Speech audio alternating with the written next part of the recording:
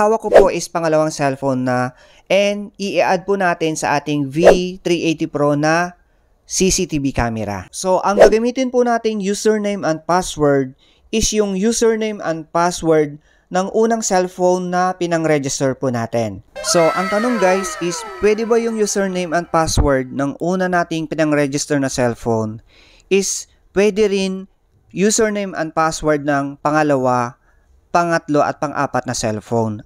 So, ang vlog na to guys is para sa mga OFW abroad na gustong i-connect ang kanilang cellphone abroad sa CCTV camera na naka-installed dito sa Pilipinas. Base po sa unang vlog po natin, maraming OFW ang nagtatanong doon kung possible ba talaga kasi yung cellphone nila abroad hindi nila ma-connect.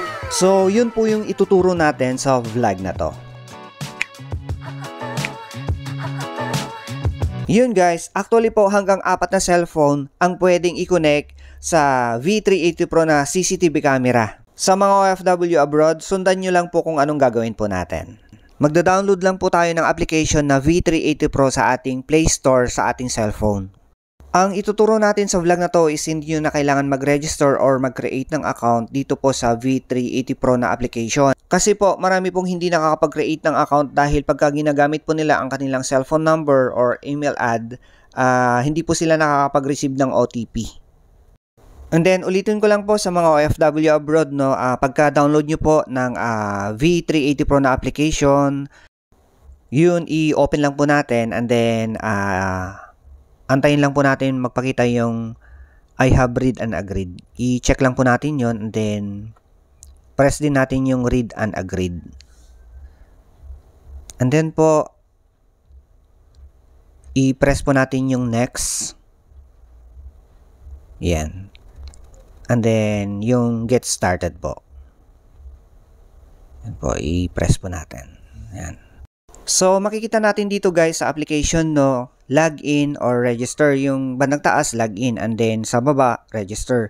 Kung gusto nyong mag-create ng new account or wala pa kayong account, so isi-share ko sa comment section yung link ng video sa vlog na to. So yun guys, and OFW abroad, ang hawak ko po is pangalawang cellphone na and i-add po natin sa ating V380 Pro na CCTV camera. Press login lang po. So, ang gagamitin po nating username and password is yung username and password ng unang cellphone na pinang-register po natin. So, ang tanong guys is, pwede ba yung username and password ng una nating pinang-register na cellphone is pwede rin username and password ng pangalawa, pangatlo at pang-apat na cellphone? Ang sagot po is pwede po. Kahit gamitin pa natin sabay-sabay yung 4 na cellphone na i-connect po natin sa CCTV camera. So sa mga mahal po nating OFW abroad na gusto nyo pong makita or ma-monitor ang inyong pamilya dito sa Pilipinas habang kayo po ay nasa abroad sa pamamagitan po ng ganitong CCTV camera, ganito lang po kasimple ang gagawin nyo po kagaya ng itinuturo po natin. Kunin nyo lang po yung username and password ng ipinang-register sa CCTV camera sa Pilipinas and then login na po kayo. So ito na po guys, and yung mga mahal nating OFW abroad, connected na po yan. Yan po. Paki-press lang po natin yung I know and then i-press din yung get started. And then last guys is i-press po natin yung parang play icon, yung play button na yon sa ating cellphone, yung pinaka-monitor ng ating CCTV camera. So yun na po, connected na po siya. Yan, ang ganda. Example, yung pamilya mo nakafocus diyan araw-araw, bilang ikaw nasa malayong lugar, malaking bagay po yan para maibsan po yung pagka-miss mo sa iyong pamilya. Dahil hindi biro po ang mawalay ng matagal sa ating pamilya. Lalong-lalo na po yung mga OFW abroad na matagal po ang kontrata. At syempre, matagal din makabalik sa Pilipinas. So, sa pamamagitan ng CCTV camera na kagaya nito, maiibsan po talaga yung pagka-miss po natin at pag-aalala po natin sa kanila. So, ganun lang po guys. Ganun lang po kasimple kung paano natin i-connect yung ating cellphone.